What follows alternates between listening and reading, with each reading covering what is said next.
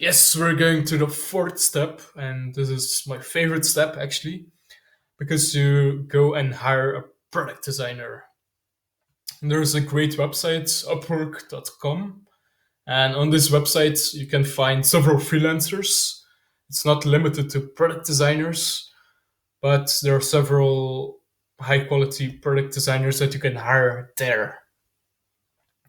So the first step is go to the website, Upwork.com. There you create a job. And when you create a job, you just very clearly describe what you want. And then you also can set several requirements. For example, you can define that everyone can see the job on Upwork, or that you only show the job to people that you invite. And I actually prefer to just limit it to people that I invite, because I don't want to that everyone sees my requirements and maybe even copy my design. So I make sure that the job is private. So once this is created, then you have to find freelancers, and you do this based on the criteria. For example, do you want someone that is based in the USA? Do you want someone that's based in Europe? I often hire people out Eastern Europe because they're in the same time zone as I am, and they're in the same time zone as I am, and they're very fluent in English as well. So this is important. And I also filter for people that already have a good score and already have done quite some jobs, because then I know that other people like their work and I will probably like it as well. And I also look at their portfolio, if they design products that are similar to what I want or not.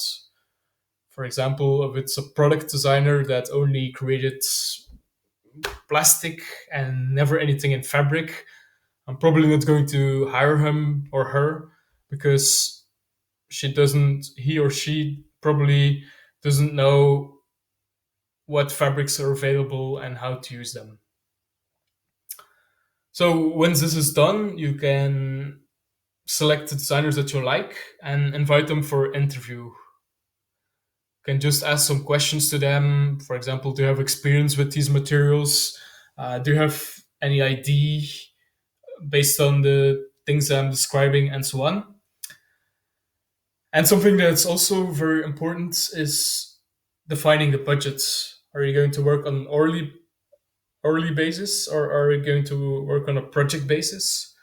I often prefer a project basis with clear milestones. So, for example, I pay for a basic design, which is the first milestone. And if I like it, I go forward with the designer. If I don't like it, I might consider paying for the milestone and moving on with another designer, because it is important to give a lot of feedback to the designer, and these milestones allow them to be accountable and to deliver the work on a specific budget and in a specific time frame. So this is why I like to work with milestones and a specific budget for the projects. And something that's really extremely important is that you look out for patents. So you can ask your product designer if he can do the research. But to be 100% sure, I would hire a patent lawyer as well, to make sure that your design doesn't violate any patents, because it could result in legislation and a lot of expenses. So this is really, really, really important that you try to make sure that you don't violate any patents or any copyrights at all. So make sure that this research is done. As discussed, you can ask the product designer to do the research, but I prefer to hire a lawyer, a patent lawyer, to do this, to make sure that there are no problems with this.